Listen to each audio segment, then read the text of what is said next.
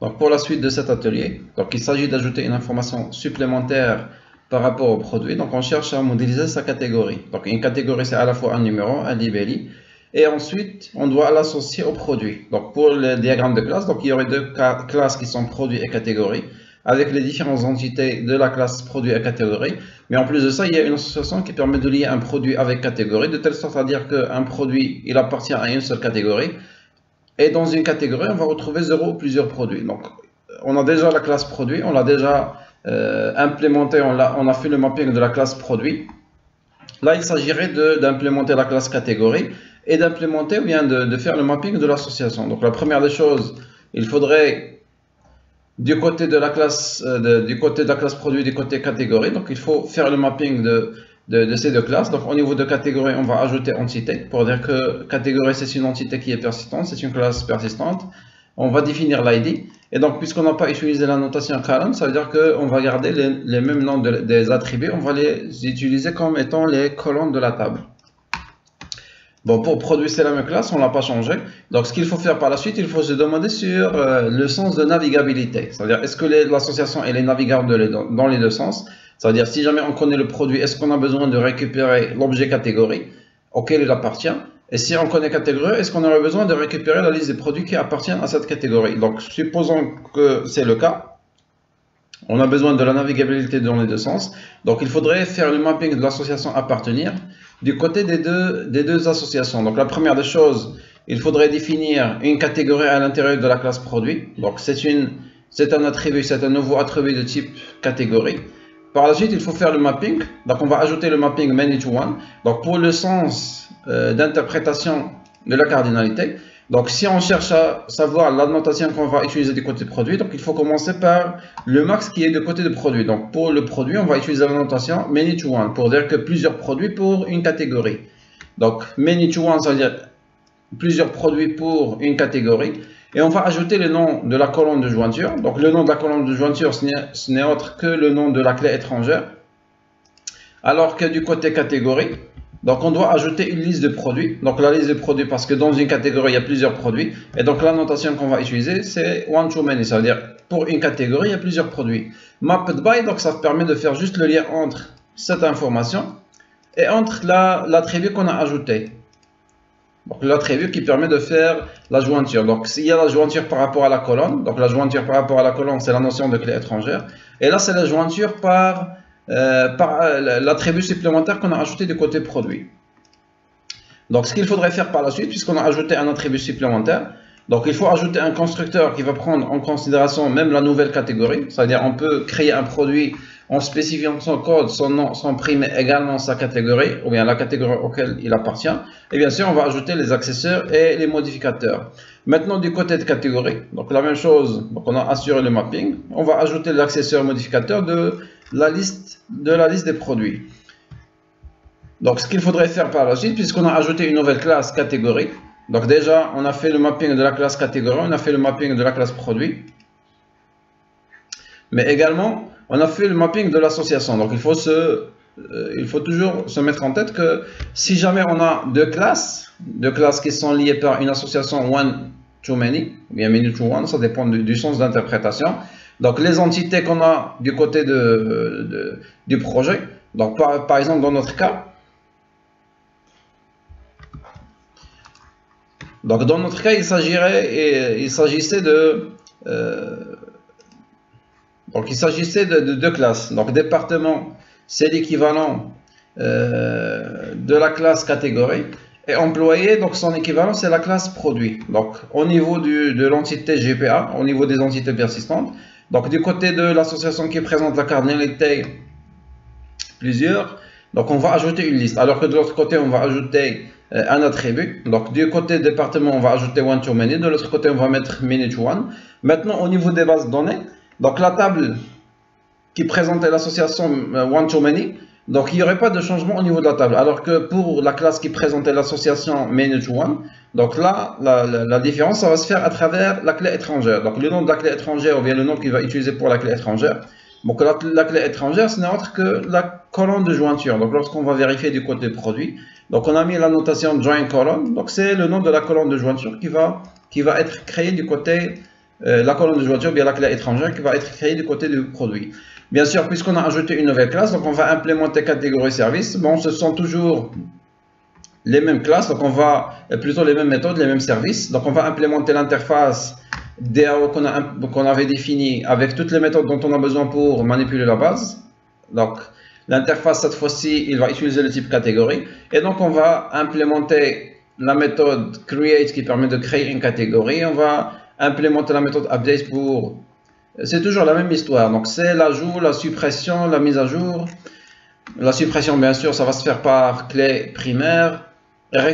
Pour récupérer une seule catégorie à travers son identifiant, c'est le code. Et bien sûr, on aurait besoin d'une méthode ou bien d'un service qui permettrait de récupérer la liste des catégories de telle sorte à ce qu'on puisse l'afficher sur la liste déroulante qui permettrait à la fois de spécifier la catégorie d'un produit qu'on va ajouter, mais également spécifier la catégorie des produits qu'on cherche à afficher. Donc ce qui reste à faire, c'est modifier au niveau de la page accueil. Bon, on n'aurait pas besoin de contrôleur puisqu'on ne va pas ajouter une autre page. Donc on n'aurait pas besoin d'ajouter un autre contrôleur. Donc c'est pas la peine d'ajouter le contrôleur parce que c'est la même page accueil. On n'a pas besoin d'une page pour catégorie d'après l'énoncé de l'atelier.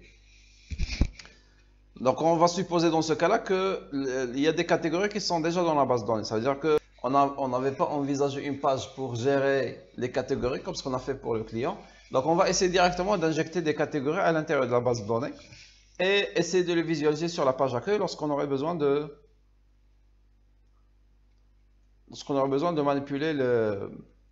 manipuler l'ajout d'un produit.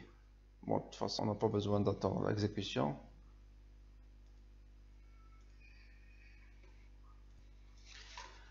Voilà, l'étape qui devrait venir par la suite, c'est au niveau de la page d'accueil.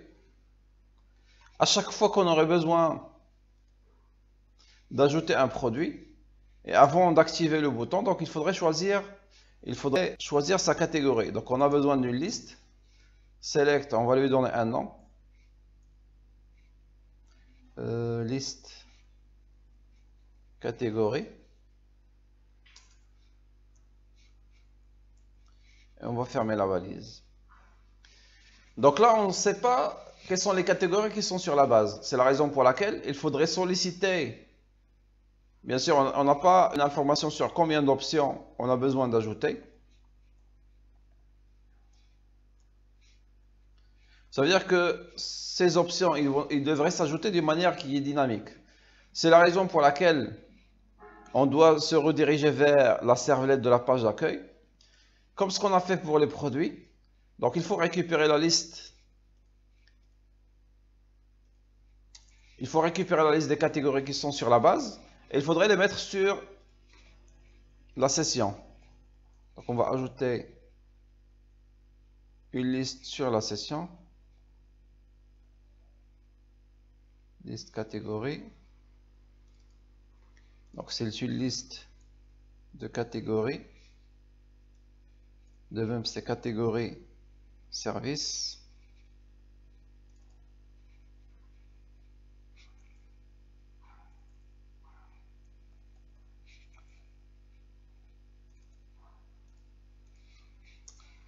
On doit importer catégorie, on doit importer service catégorie.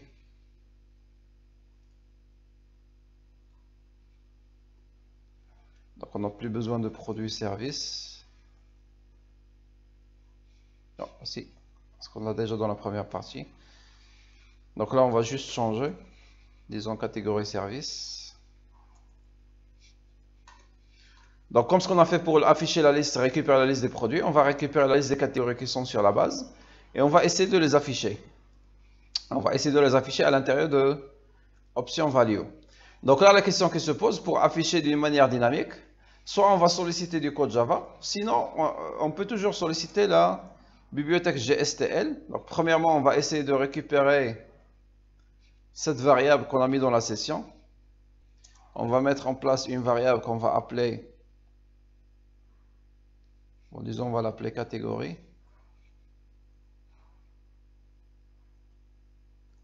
Et sa valeur, donc on doit la récupérer à partir de la session.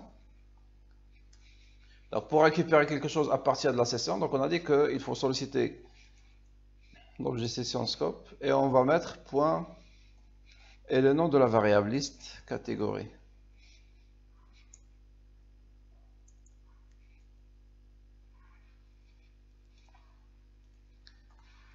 Et bien sûr, pour la boucle, pour faire une boucle sur cette liste catégorie, qu'on a mis dans une variable qui s'appelle catégorie, donc on a besoin du for each. Donc on doit définir quels sont les éléments sur lesquels on va itérer. Donc c'est l'élément, c'est la variable qu'on vient de définir, donc c'est la variable catégorie. C'est catégorie, on a oublié le E. Et à chaque itération, on va dire que à chaque itération, on va mettre l'élément qui se trouve dans la IM position, on va le mettre dans une variable C. Et la fermeture, ça doit se faire après le option. Maintenant, à chaque itération, cette catégorie qui se trouve dans une telle position, on devrait l'afficher, mais on ne devrait pas afficher toute la catégorie, mais on va plutôt afficher juste son libellé. Donc pour dire qu'on va afficher le libellé de cette catégorie, donc c'est C point. Donc C, il est de type catégorie, parce que la variable catégorie qu'on a récupérée à partir de la session, c'était une liste de catégories. Donc à chaque itération, le C va prendre une catégorie. Et donc pour récupérer un objet de la catégorie, donc C point directement, C point libellé. Donc il faut juste s'assurer qu'il y a l'accesseur et le modificateur. Donc on a mis le get libellé, donc ça permet de récupérer directement. Donc C point libellé. Et la valeur c'est C.libellé. Bon, sinon, pour simplifier, ce qu'on va afficher c'est libellé. Mais si jamais on va choisir par exemple électroménager, donc on ne devrait pas afficher, on ne devrait pas manipuler, puisqu'on va travailler avec la clé étrangère, donc on ne va pas manipuler le libellé, mais on va plutôt manipuler le code. Donc on va dire que on va afficher le libellé, mais lorsqu'on va choisir une catégorie, on va choisir plutôt son code, plutôt son numéro.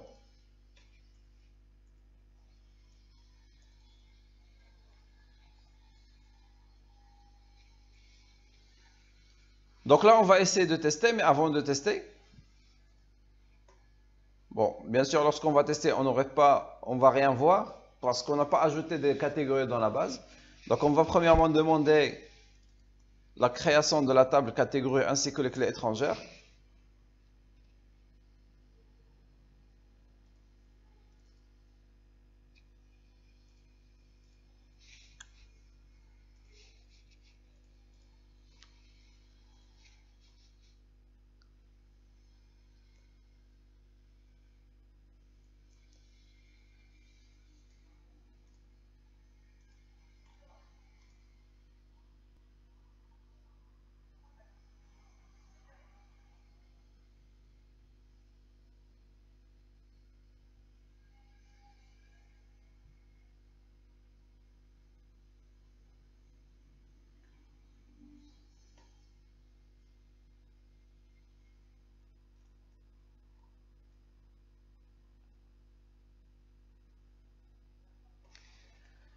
Donc là, il a généré une exception, one-to-one or many-to-one, produit, catégorie, produit, references, and no entity. Ouais, donc, ce qu'on a oublié de faire, c'est... Donc là, il y a une liste qui est vide, mais avant cela, on a oublié de déclarer la classe catégorie, comme quoi c'est une classe de mapping. Donc on va ajouter mapping class. Comme quoi, il y a également une classe qui s'appelle catégorie qui va servir de classe de mapping. Là, on va essayer de réexécuter.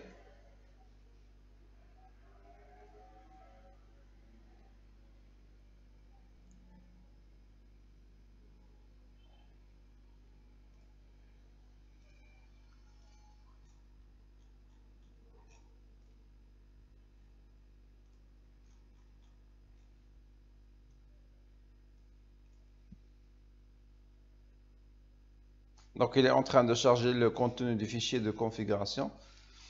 Lorsqu'il va trouver qu'il y a une classe de mapping, donc table not found catégorie, mais puisque de même on a mis le HBM de DDL, on l'a mis à update, donc s'il ne trouve pas de table, il va la créer. s'il va la trouver, il va juste l'utiliser. Donc on va vérifier du côté de la base. Lorsqu'on va rafraîchir, donc il y a la classe catégorie qui s'est ajoutée. Bien sûr, dans l'exécution, dans un premier temps, il n'y a rien sur les catégories, on n'a rien ajouté. Donc c'est pourquoi on va essayer de les ajouter manuellement sur la base. Bon, supposons on va ajouter une première catégorie électronique, une deuxième catégorie électroménager, une troisième divertissement, une quatrième sport. Donc j'ai ajouté 4 catégories. Normalement, lorsqu'on va réexécuter, on devrait retrouver ces différentes catégories à l'intérieur de... Voilà, donc j'ai ajouté 4 catégories. Donc lorsque j'ai rechargé, donc on va retrouver les 4 catégories qu'on a ajoutées dans la base. Mais lorsqu'on va récupérer, donc on a mis ici ces points numéros. Ça veut dire ce qui va s'afficher c'est Libelli, c'est électronique, électroménager, divertissement, sport. Mais lorsqu'on va par exemple choisir divertissement et on va ajouter, donc on doit récupérer le code afin de pouvoir l'associer au produit. Donc dans la deuxième partie, il faudrait cette liste, il faut même l'ajouter du côté de la liste des produits. De telle sorte, lorsqu'on va essayer d'afficher, et on va choisir dans une liste déroulante une catégorie, il devrait nous afficher juste là les éléments qui sont dans cette catégorie. Donc on va essayer de... Bon, déjà on va essayer d'ajouter un retour à la ligne. Donc cette liste, on va la réutiliser du côté de l'affichage. Juste avant la table, donc on va réafficher la liste.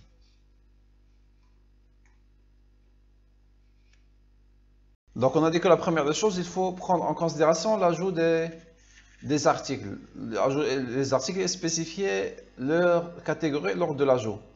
Donc normalement jusqu'à présent, lorsqu'on ajoutait un article, on l'ajoutait juste avec le code, le nom et le prix. Mais là, il faudrait ajouter une information à partir du code qu'on va choisir de la catégorie. Ça veut dire que lorsqu'on va choisir la catégorie ici, sur la première liste catégorie, il faut récupérer ce numéro, la valeur qui a été choisie dans la liste. Donc la liste, elle s'appelle liste catégorie. Donc du côté de la servlette, il faut récupérer sa valeur. Donc on va récupérer le code de la catégorie depuis le request.getParameter.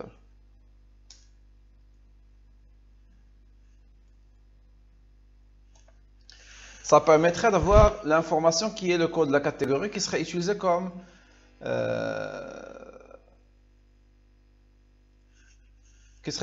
clé étrangère. Donc là, on doit juste faire un cast,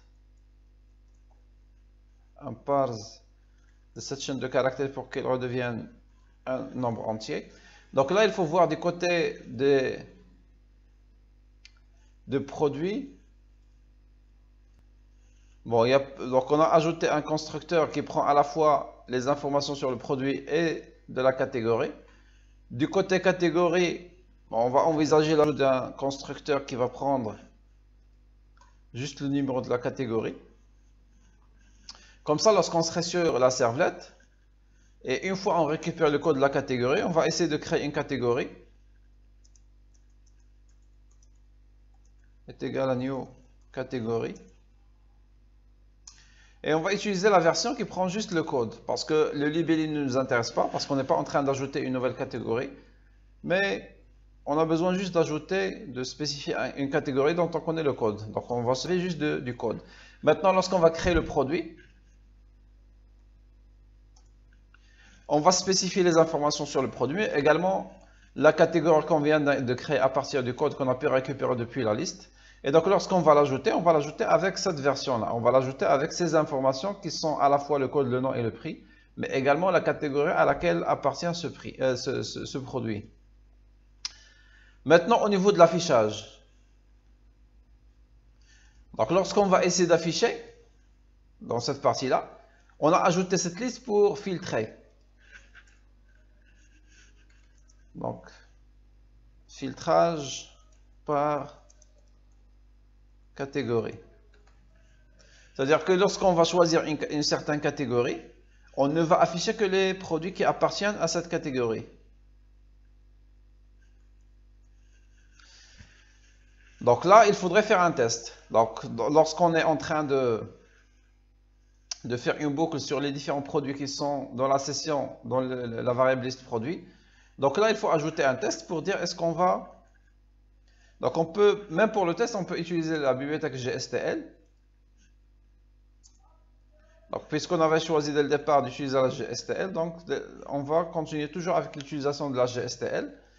À chaque itération, on va faire un test. Si ce produit qui se trouve dans la IM position, c'est-à-dire si le produit P, il a comme catégorie la catégorie qu'on avait choisie sur cette liste, donc là on va essayer de l'afficher, sinon on ne va pas l'afficher. Donc if il prend une variable test et on spécifie une expression suivant l'expression EL.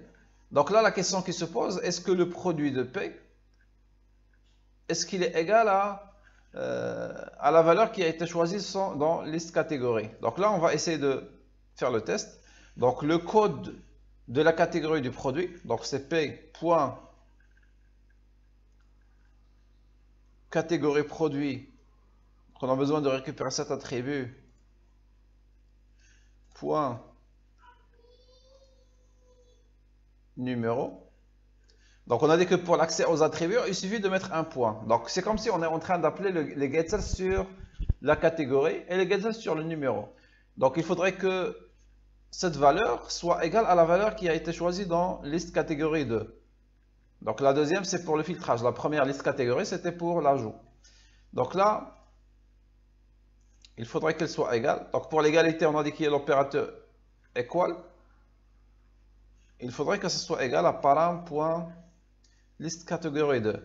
Donc si les deux sont égaux, c'est-à-dire la valeur du numéro de la catégorie d'un produit ainsi que la valeur qui a été choisie sur la deuxième liste, ils sont égaux, on va afficher, sinon on ne va pas afficher. Mais il y a un autre cas. Parce que au départ, il se peut qu'on n'a pas encore choisi une catégorie dans la liste des catégories. C'est la raison pour laquelle, si jamais il n'y a pas de valeur dont on n'a pas encore choisi cette valeur, on va afficher tous les produits. Donc là, on va mettre or empty.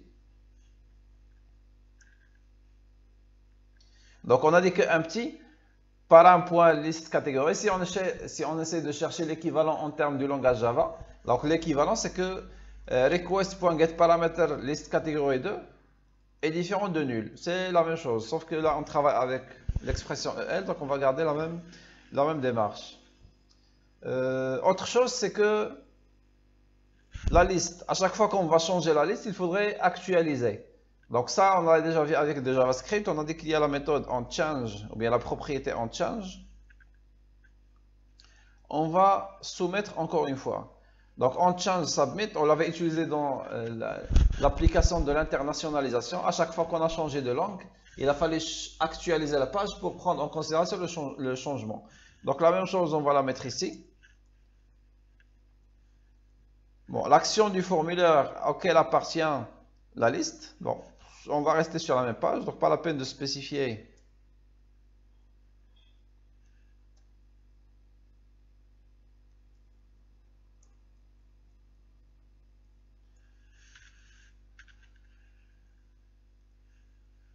Bon, sinon on peut même ne pas mettre de dièse, automatiquement il va rester sur la même page.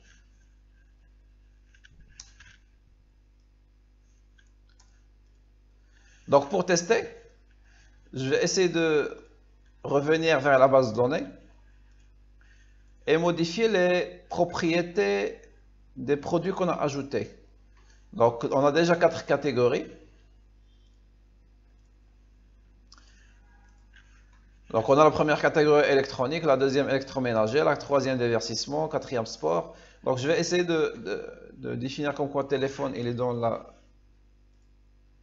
la catégorie 1. Alors que le téléviseur il est dans la catégorie 2. Moi je vais essayer d'ajouter un autre produit.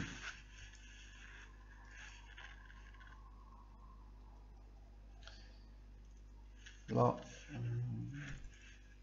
c'est la catégorie 2. Et on va essayer de tester du côté de NetBeans pour voir est-ce que ça permettrait de filtrer l'affichage.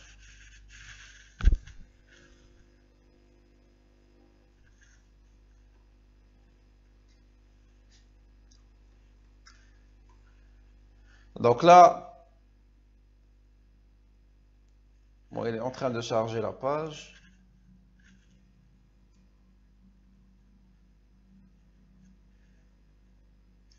Bon, donc ça, ce sont les produits qui sont sur la base. Par exemple, je choisis électroménager. Donc c'est juste les deux articles que j'ai déclarés comme faisant partie de la catégorie électroménager. Si je choisis électronique,